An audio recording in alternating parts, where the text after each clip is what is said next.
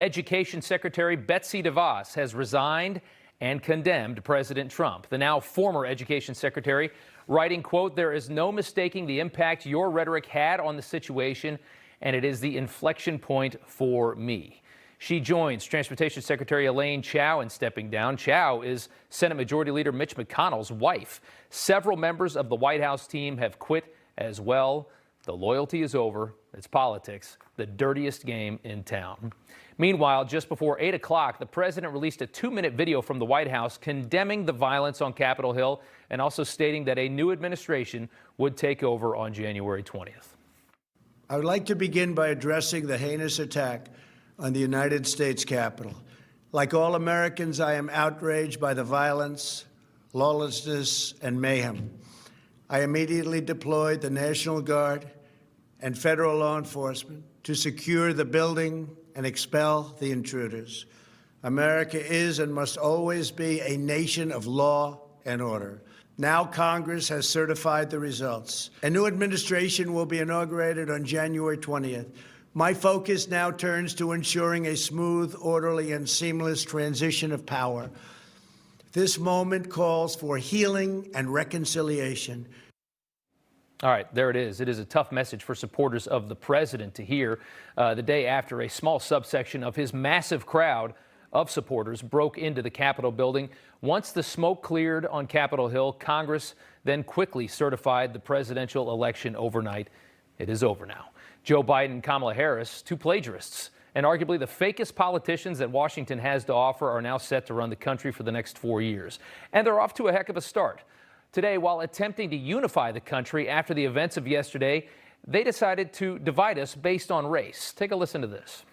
No one can tell me that if had been a group of Black Lives Matter protesting yesterday, they wouldn't have been treated very, very differently than the mob of thugs that stormed the Capitol. We witnessed two systems of justice. When we saw one that let extremists storm the United States Capitol, and another that released tear gas on peaceful protesters last summer.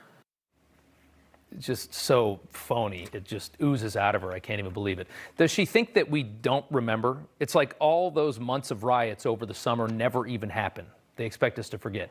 How many times this year did you ask yourself, where are the police, while watching cities burn, watching hundreds and hundreds of people loot jewelry stores, shoe stores, clothing stores, small businesses, looters and rioters given carte blanche to rip our country to shreds for months? These comments from Biden and Harris, arguably the most idiotic statements we have heard in months, and that is saying a heck of a lot. Summer of 2020, all the riots, the protests after the deaths of George Floyd, Jacob Blake, how much of this did we see? All of the, quote, mostly peaceful protests, tearing cities and businesses apart, federal property as well. How many dozens of times has Antifa tried to burn down federal buildings in Portland? It's almost a daily occurrence at this point. Biden and Harris, and basically every lib in America right now, say if the Capitol Hill protesters were black, it would have been a bloodbath. There is literally no support for this claim whatsoever. It's trash. Countless protests and riots we watched all summer met with so little resistance, it made Americans sick to our stomachs. We thought it was all over. And then, yesterday, there was this.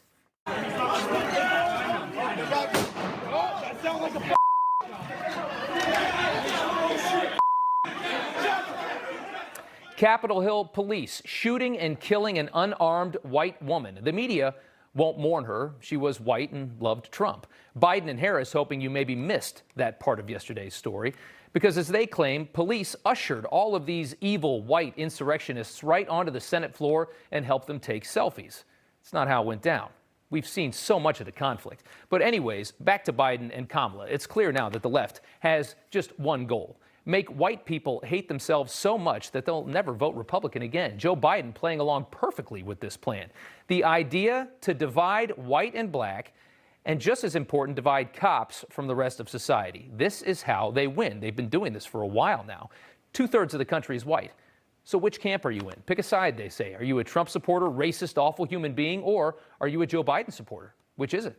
And by the way, just because it never gets old to talk about, let's go ahead and listen again to Joe Biden talk about the super predators while selling Congress on his 1994 crime bill. If we don't, they will, or a portion of them will, become the predators 15 years from now. And Madam President, we have predators on our streets. Always good to travel down memory lane, Joe. The person in that video, that's the real Joe Biden. Everybody knows that. The guy that we saw today doesn't even know what planet he's on. Let's be honest. He's completely under the control of his party, and his party only cares about race and identity politics. As far as the media goes, they were just as hysterical over the last 24 hours. Restraint that we saw is the type of police restraint that I wish had been shown during the Black Lives Matter protests. They'll tell you what it feels like to protest peacefully and unarmed and have how the police will treat you if you're black. That's it. They're not afraid of the cops because they know the cops are cool with it. The idea that the Republican Party is going to somehow defy the label of being a violent insurrectionist party with fascist markers is hard to see. Okay. It's so odd that they were so offended, though, by this one particular mostly peaceful protest that we had yesterday. But they completely ignored the last 500 of them, especially at CNN, which champions violent protests. Listen to Chris Cuomo. Now, too many see the protests as the problem.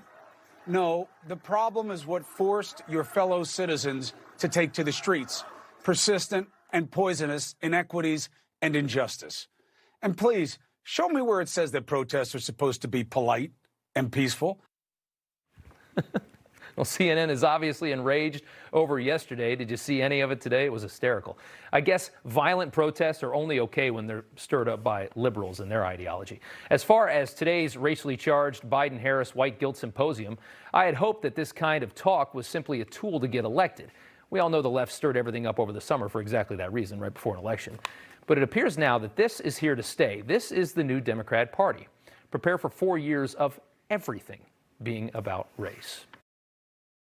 You just watched Newsmax TV, America's fastest growing cable news channel, now in more than 70 million homes. You can get Newsmax TV on your cable system or check your cable guide. And if your system doesn't carry Newsmax, call them, tell them you want Newsmax TV, because we're real news for real people.